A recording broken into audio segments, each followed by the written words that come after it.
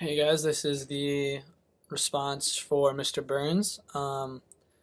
And one thing that really stood out to me in the play was at the beginning I had no idea what they were even talking about. It took me a while to even figure out that they were like trying to realize what happened in that episode of The Simpsons because I've never really watched The Simpsons, but um, so yeah, I didn't really know what was happening, and then it talked about just like in the middle of when they were trying to recount what happened, they just pulled out a bunch of guns, and I didn't know what that was all about either because I didn't know it was like post-apocalyptic, and that was like very surprising. So three of the themes, I think one of them is how people like cope or deal with sorts of tragedies, um, and they did by kind of like telling stories and talking about sitcoms and their TV show like The Simpsons.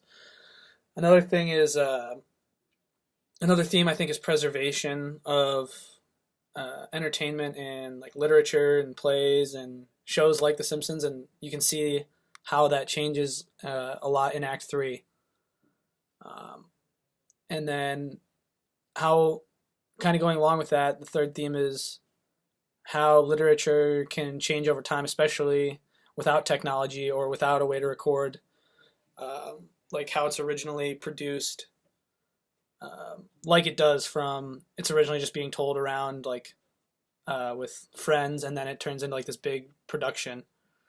Um, and then the in Act Three, it seems like it's kind of being told as a I don't know, like an old Greek play, like a Greek tragedy, with the chorus, the masks, and how it's kind of like an allegory with kind of like a lesson involved.